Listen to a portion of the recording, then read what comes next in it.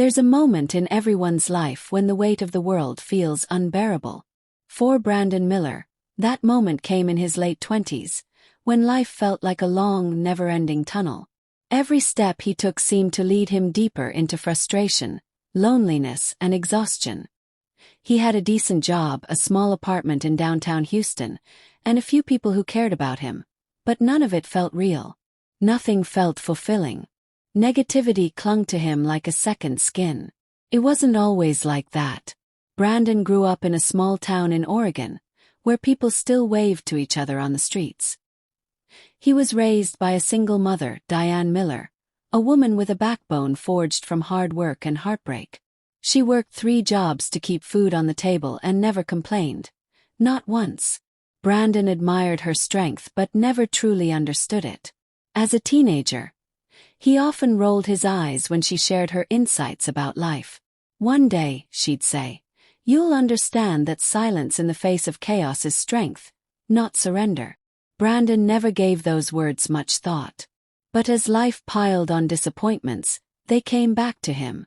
At 29, Brandon had just been passed up for a promotion he had worked 3 years to earn. His boss, Mr. Carlson, explained it away with generic corporate language. Restructuring, different direction, more experienced candidate. But Brandon saw right through it.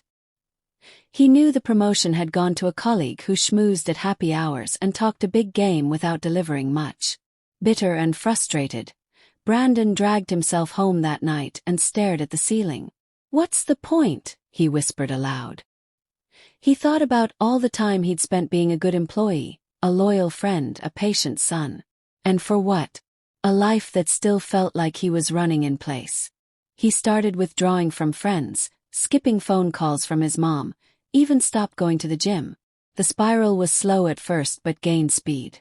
Negativity became his internal soundtrack. Then, everything changed on a rainy Thursday in March. Brandon had left work early, claiming to be sick. In truth, he couldn't bear another minute pretending to care about a job that didn't care about him. As he walked through a quiet park near his apartment, he spotted an old man sitting on a bench, feeding pigeons. The man looked peaceful, as though he had found some secret answer to life that no one else knew.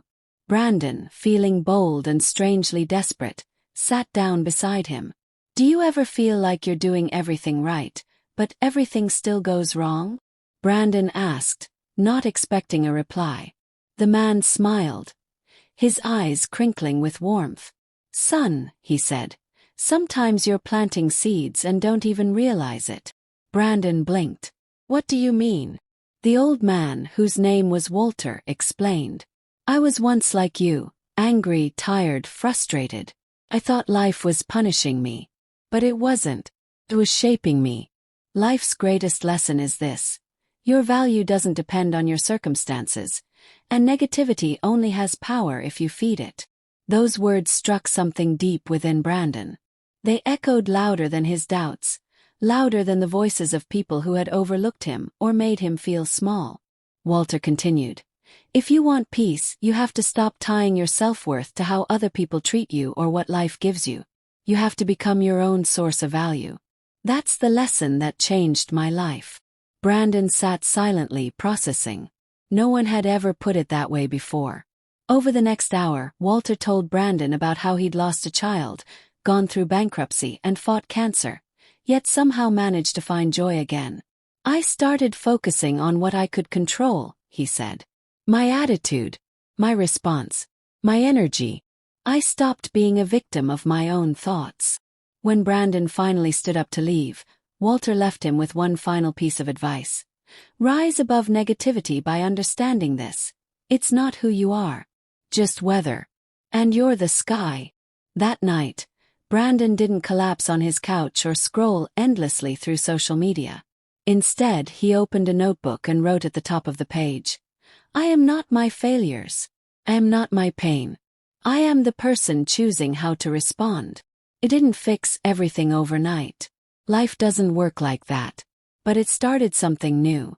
Brandon began practicing a simple habit. Every morning, he'd write down 3 things he was grateful for, even if they were small. His coffee, a quiet morning, a text from his mom. Slowly, those moments began to stack up and build something solid inside him. He stopped chasing approval from others. He learned to say no without guilt and to walk away from toxic conversations without explaining himself. People noticed the change. His co-workers, once dismissive, now respected his calm confidence.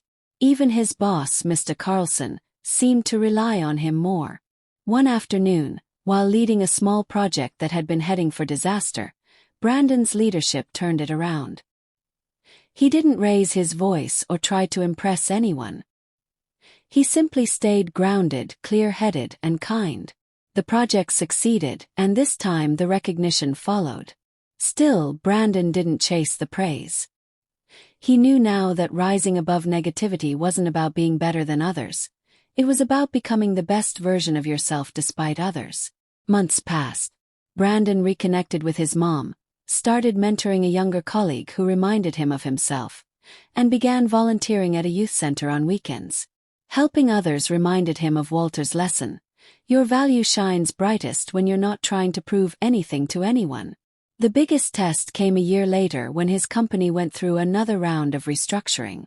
Brandon was once again at risk of losing his job. But instead of panicking, he focused on what he could control. He updated his resume, reached out to connections, and, most importantly, kept his internal compass steady. This time he wasn't overlooked. In fact, he was offered a better position in another branch, with more creative freedom and a healthier environment. Before accepting, he visited the same park where he'd met Walter. But the bench was empty. He never saw the old man again. Brandon often wondered if he'd imagined it, or if Walter had simply come into his life at the exact moment he was meant to. Either way, the lesson remained. Life will always throw storms your way. Missed opportunities, heartbreak, toxic people, unforeseen tragedy. But one lesson can change the way you see it all forever. You are not your circumstances. You are the way you respond to them. Negativity is loud. It spreads easily, especially in a world that often rewards drama and discouragement. But rising above it takes quiet strength, the kind that doesn't need to be announced. Brandon's story is proof of that. He didn't win the lottery. He didn't become a millionaire overnight. What he gained was far more powerful. The ability to find peace inside himself. The ability to wake up every day, look in the mirror and say, "No matter what happens today, I know who I am." And that's the kind of strength that changes everything.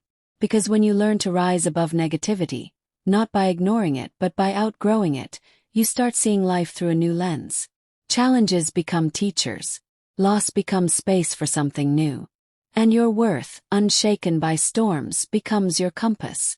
So if you're reading this and feeling like Brandon once did, tired, angry, uncertain, remember this one lesson. You are not what the world says you are.